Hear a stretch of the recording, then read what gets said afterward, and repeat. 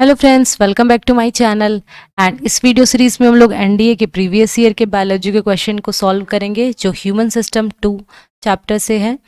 अगर आप मेरे चैनल पे नए हैं तो चैनल को सब्सक्राइब जरूर कर लें, और अगर आपको ये वीडियो अच्छा लगे तो आप इसे शेयर ज़रूर करें। और बाकी के प्रीवियस जितने भी वीडियोज़ हैं उनका लिंक मैं डिस्क्रिप्शन बॉक्स में दे दूँगी, तो आप उसे वहाँ से चेक कर सकते हैं। So let's start the video. Responsible for vision and hearing is, vision और हियरिंग के लिए रिस्पॉन्सिबल है mid brain. So A is correct answer. जबकि फोर ब्रेन क्या है? फोर ब्रेन जो है thinking part of the brain है। थिंकिंग पार्ट ऑफ ब्रेन है। फोर ब्रेन थिंकिंग पार्ट है। एंड हिंड ब्रेन जो है ये मस्कुलर एक्टिविटीज को कंट्रोल करता है। Muscular activities, breathing and coughing, किसी को कंट्रोल करता है। एंड स्पाइनल कॉर्ड क्या करता है? ये रिफ्लेक्स एक्शन मतलब है ये हुआ कि जैसे कोई भी स्टिमुलस हुआ, अगर उसके अगेंस्ट जो हम रिस्पॉन्स करते हैं, जो मैसेज ट्रांसमिट होता है, तो ट्रांसमिट करने का काम स्पाइनल कॉर्ड करता है। ये जो है मैसेज को ब्रेन तक पहुंचाने का काम करता है। Message transmit to brain. Spinal cord जो है ब्रेन को मैसेज पहुंचाने का काम करता है। तो विजन और हियरिंग के लिए आंसर हो गया mid brain is correct answer. Fore brain जो है वो ब्रेन का थिंकिंग पार्ट है, मेन थिंकिंग पार्ट है फोर ब्रेन। हिंड ब्रेन जो है वो मस्कुलर एक्टिविटीज को, ब्रीदिंग को, कफिंग को कंट्रोल करता है। एंड स्पाइनल कॉर्ड का काम है मैसेज को ब्रेन तक ट्रांसमिट करना। Reflex action are under control the. Reflex action मतलब हुआ कि जो हम मैसेज, जब कोई स्टिमुलस के अगेंस्ट जो हम रिस्पॉन्स करते हैं उसको हम रिफ्लेक्स एक्शन कहते हैं, और ये जो कंट्रोल होता है वो सेंट्रल नर्वस सिस्टम के अंदर कंट्रोल होता है। एंड पेरिफेरल नर्वस सिस्टम का काम है इम्पल्स जो मैसेज है उसको सीएनएस से, सेंट्रल नर्वस सिस्टम से स्केलेटल मसल्स तक पहुंचाने का काम जो है वो पेरिफेरल नर्वस सिस्टम करता है। सेंट्रल नर्वस सिस्टम से स्केलेटल मसल्स तक पहुंचाने का काम जो है वो पीएनएस करता है, पेरिफेरल नर्वस सिस्टम। जबकि ऑटोनोमस नर्वस सिस्टम ये जो है मैसेज को सीएनएस टू इनवॉलेंट्री ऑर्गन तक पहुंचाने का काम करता है। इनवॉलेंट्री ऑर्गन मतलब वो वैसा ऑर्गन जो हमारे कंट्रोल में नहीं है, जो हम लोग के कंट्रोल में नहीं है, अनकंट्रोल है, जो अपने अकॉर्डिंग काम करता है। तो सीएनएस जो है वो रिफ्लेक्स एक्शन, जो मेन कंट्रोल होता है वो सेंट्रल नर्वस सिस्टम के में से कंट्रोल होता है। जबकि पेरिफेरल नर्वस सिस्टम जो है वो मैसेज को सेंट्रल नर्वस सिस्टम से स्केलेटल मसल्स तक पहुंचाने का काम करता है। एंड ऑटोनोमस नर्वस सिस्टम जो है ये मैसेज को सीएनएस से लेके सेंट्रल नर्वस सिस्टम से इनवॉलेंट्री ऑर्गन तक पहुंचाने का काम करता है, और इनवॉलेंट्री ऑर्गन हमारे कंट्रोल में नहीं होता। एंड एंडोक्राइन सिस्टम क्या है? वैसा सिस्टम जो, या ग्लैंड कह सकते हैं, जो डक्टलेस ग्लैंड है। और ये क्या सेक्रीट करता है? ये सेक्रीट करता है हार्मोन को सेक्रीट करता है डायरेक्टली ब्लड में, और ये एक तरह का डक्टलेस ग्लैंड है। The part responsible for coughing के लिए जो रिस्पॉन्सिबल पार्ट है वो है hind brain is correct answer. Mid brain जो है वो रिस्पॉन्सिबल होता है विजन एंड हियरिंग के लिए। स्पाइनल कॉर्ड जो है वो ट्रांसमिट करता है मैसेज को टू ब्रेन तक मैसेज को पहुंचाने का काम स्पाइनल कॉर्ड करता है। मेड्यूला ऑब्लंगाटा जो है ये ब्रेन के बेस पे रहता है, और ये मैसेज को ट्रांसमिट करता है between spinal cord and brain और स्पाइनल कॉर्ड के बीच मैसेज ट्रांसमिट करने का काम करता है medulla oblongata. Sympathetic nervous system increases. Sympathetic nervous system जो क्या होता है? सबसे पहले ये कनेक्ट करता है internal organ, it connect internal organ to brain by spinal nerves. Sympathetic nervous system जो है वो इंटरनल ऑर्गन को ब्रेन से कनेक्ट करने का काम करता है स्पाइनल नर्व्स के थ्रू। तो ये जब इंक्रीज होता है तो इससे हार्ट बीट इंक्रीज होता है, सलाइवा सेक्रेशन भी इंक्रीज होता है, डाइजेस्टिव जूस के का सेक्रेशन भी इंक्रीज करता है। तो ये तीनों करेक्ट हैं, तो D all of this. Hemisphere are connected by, hemisphere क्या होता है कि जो सेरिबेलम होता है वो दो पार्ट में डिवाइडेड होता है, ईच पार्ट को क्या बोलते हैं, हेमीस्फीयर। तो ये हेमीस्फीयर जो होता है वो कनेक्टेड होता है कॉर्पस कैलोसम से, सो सी इज करेक्ट आंसर। सल्कस क्या है, इसको कहते हैं ग्रुप्स या डिप्रेशन। ब्रेन में जहाँ भी ग्रुप्स या डिप्रेशन है उसे सल्कस कहते हैं, जबकि गायरस क्या होता है, रीचेस या एलिवेशन, रीचेस और एलिवेशन जहाँ भी ब्रेन में होता है उसे कहते हैं गायरस। कॉर्पस कैलोसम क्या करता है, ये लेफ्ट साइड ऑफ ब्रेन को कनेक्ट करता है राइट साइड से, कनेक्ट करता है इसको राइट साइड ऑफ ब्रेन से, right side of brain, it connect left side of brain to right side of brain. So hemisphere को कनेक्ट करता है कॉर्पस कैलोसम से। The neuron stat connect CNS to effector, effector मतलब होता है जैसे कि मसल्स हुआ, ग्लैंड हुआ, तो ये सारे जो है इफेक्टर ऑर्गन्स है। तो मोटर न्यूरॉन जो है, A is correct answer, motor neuron जो है वो सेंट्रल नर्वस सिस्टम को इफेक्टर ऑर्गन से कनेक्ट करता है। सेंसरी न्यूरॉन जो है वो सेंस ऑर्गन को सीएनएस के साथ कनेक्ट करता है। सेंस ऑर्गन जैसे आईज, ईयर, नोज, टंग, स्किन, इसको जो है सीएनएस से कनेक्ट करने का काम सेंसरी न्यूरॉन करता है। एंड इंटर न्यूरॉन जो है ये जो है मोटर और सेंसरी न्यूरॉन को कनेक्ट करने का काम, मोटर और सेंसरी न्यूरॉन के बीच कनेक्ट करने का काम इंटर न्यूरॉन करता है। Fore brain is consist of, fore brain में सेरिब्रम आता है, डायनसेफ्लॉन आता है, तो A and C is correct, so D is correct. जबकि मेडुला ऑब्लंगाटा जो है वो हिंड ब्रेन का पार्ट है, hind brain. The larger groups present in the convolutions of cerebrum are known as, जो लार्जर ग्रुप्स है, लार्जर ग्रुप सी होता है फीजर्स, जो भी ब्रेन में लार्जर ग्रुप्स प्रेजेंट होते हैं उसको फीजर्स है। जबकि सल्गी क्या है, ये है स्मॉलर ग्रूव है, ग्रूव्स है। और गायरी जो है ये है एलिवेशन या रीचेस कहते हैं, और reaches. Human ear can hear, human ear जो है वो 60 to 8 dB तक सुनने में कैपेबल है। dB क्या होता है, डेसिबल, तो 60 to 80 is correct answer. Who is known as the father of endocrinology, endocrinology मतलब क्या होता है, एंडोक्राइनोलॉजी मतलब हुआ कि जिसमें हम एंडोक्राइन ग्लैंड्स के बारे में पढ़ते हैं। तो एंडोक्राइन ग्लैंड्स क्या है, डक्टिलेस ग्लैंड, और ये क्या सेक्रीट करता है, ये हार्मोन सेक्रीट करता है डायरेक्टली ब्लड में। तो फादर ऑफ एंडोक्राइनोलॉजी हैं थॉमस एडिसन्स, जबकि रॉबर्ट हुक क्या है, father of cytology. Robert Hooke ने सेल के बारे में कंप्लीट स्टडी किया था, इसलिए उन्हें फादर ऑफ साइटोलॉजी कहते हैं। एंटी वॉन ल्यूवेनहॉक इन्हें फादर ऑफ माइक्रोबायोलॉजी कहते हैं, क्योंकि इन्होंने जो है प्रोटिस्टा और बैक्टीरिया के बारे में स्टडी किया था। एंड पाश्चर ने इम्यूनिटी के बारे में स्टडी किया था, इसलिए इन्हें फादर ऑफ इम्यूनिटी भी कहते हैं या इम्यूनोलॉजी भी कहते हैं। Through which gland hormones are produce, hormone किस ग्लैंड से सेक्रीट होता है, तो हार्मोन एंडोक्राइन ग्लैंड से सेक्रीट होता है, और ये क्या है, डक्टिलेस ग्लैंड है, तो B is correct answer.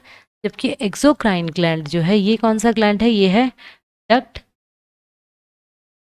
And ये जो है हार्मोन सेक्रीट नहीं करता। होलोक्राइन ग्लैंड क्या सेक्रीट करता है, ये सेक्रीट करता है डिसइंटीग्रेटेड सेल, जो भी सेल ब्रेक डाउन हो चुके हैं या डिसइंटीग्रेट हो चुका है उसको जो है ल्यूमेन में सेक्रीट करने का काम करता है होलोक्राइन ग्लैंड। एपोक्राइन ग्लैंड जो है जैसे स्किन या आईलिड से जो भी सेक्रीशन होता है वो सेक्रीशन एपोक्राइन ग्लैंड करता है।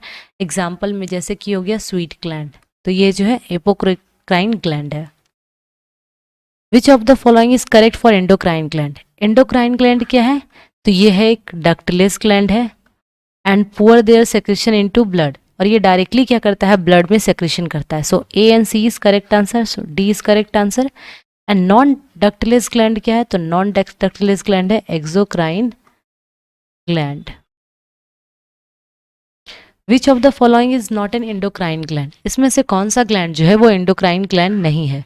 तो इसमें सैल्वरी ग्लैंड जो है वो एंडोक्राइन ग्लैंड नहीं है। ये कैसा ग्लैंड है? ये एक्सोक्राइन ग्लैंड है, या जिसको कह सकते हैं डक्ट ग्लैंड। जबकि पाराथायरॉइड थायराइड एंड पिट्यूटरी ये सारे क्या हैं? एंडोक्राइन ग्लैंड है। उसको क्या कहते हैं? Ductless gland. Which gland act as a exocrinely as well as an endocrinely? मतलब कौन सा ऐसा ग्लैंड है जो एक्सोक्राइन ग्लैंड की तरह भी काम करता है, मतलब डक्ट ग्लैंड की तरह काम करता है, जिसका कि सेक्रेशन क्या होता है? डक्ट के थ्रू भी होता है, और जो है डक्टलेस है। हार्मोन का जो सेक्रेशन होता है वो डक्टलेस ग्लैंड। तो इसे एक्सोक्राइन ग्लैंड इसलिए कहते हैं क्योंकि ये जो है स्टोर करता है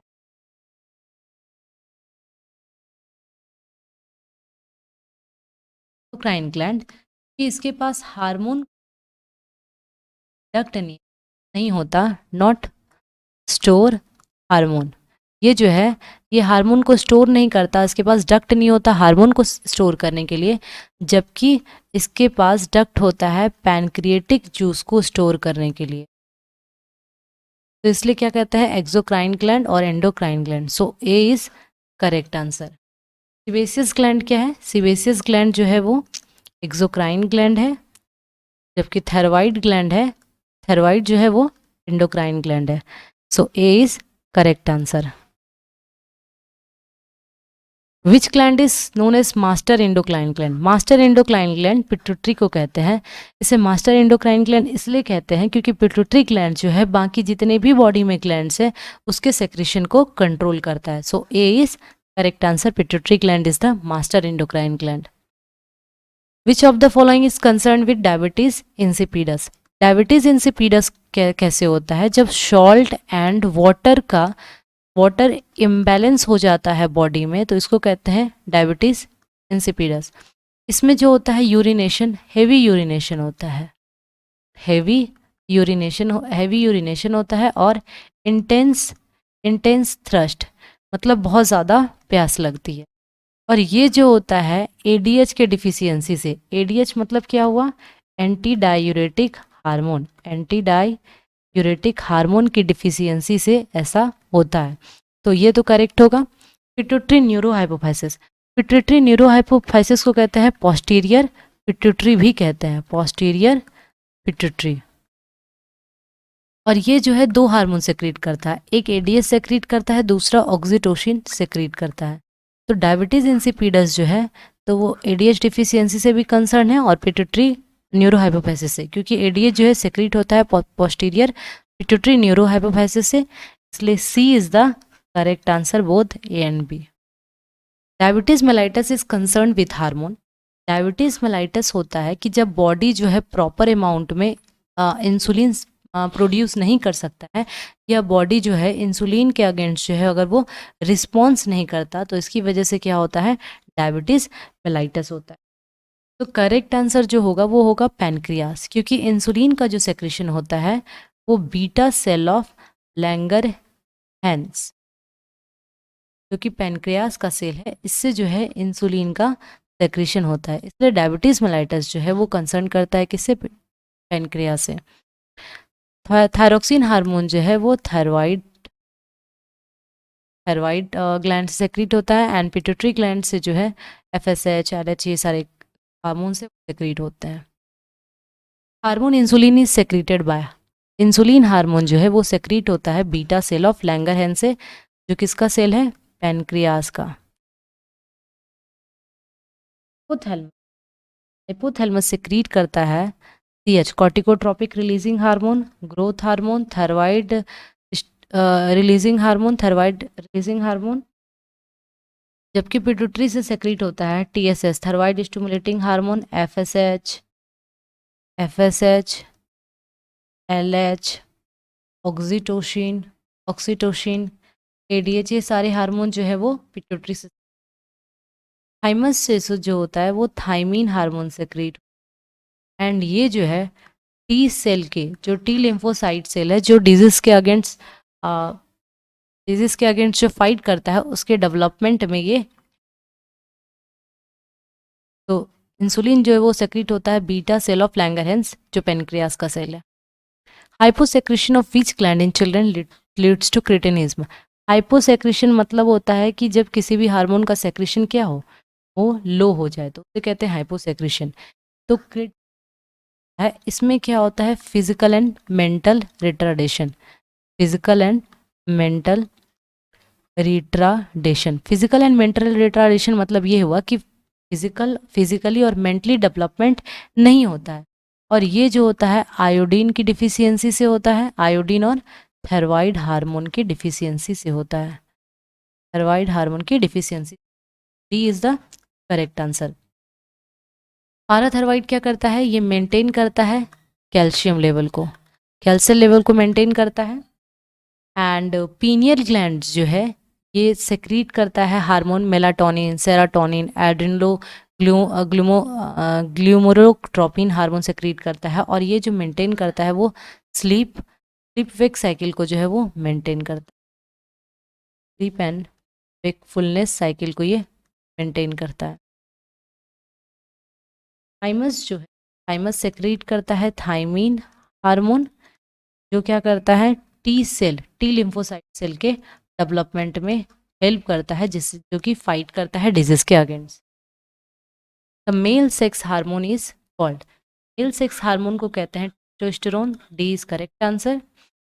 एडीएच या वेसोप्रेसिन को एडीएच करते हैं एंटी डायूरेटिक हार्मोन, गोनाडोट्रोफिन में आता है एफएसएच एंड एलएच।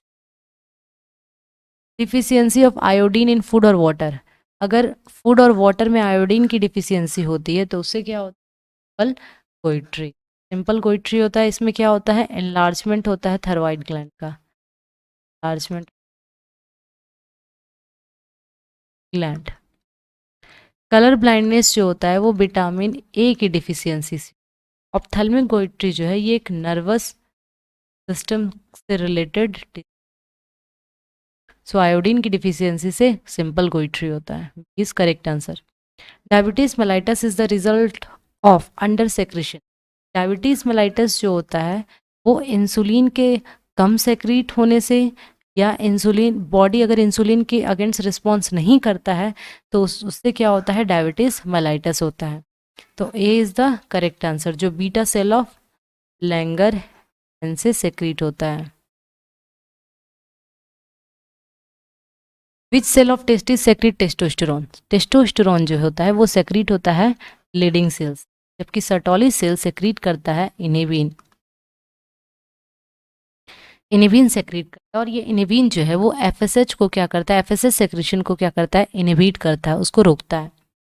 स्पर्मेटोगोनिया क्या है, ये एक तरह का डिप्लॉयड सेल है, 2n सेल है, और जब इसमें मेयोसिस होता है तो इससे क्या फॉर्म्ड होता है, हैप्लॉइड सेल फॉर्म्ड होता है, जो कि क्या है, जर्म सेल को स्पर्म कहते हैं। स्पर्म जो होता है वो स्पर्म सेल से फॉर्म्ड होता है। सो इसका जो टेस्टोस्टेरोन सेक्रेट होता है वो लीडिंग सेल से होता है।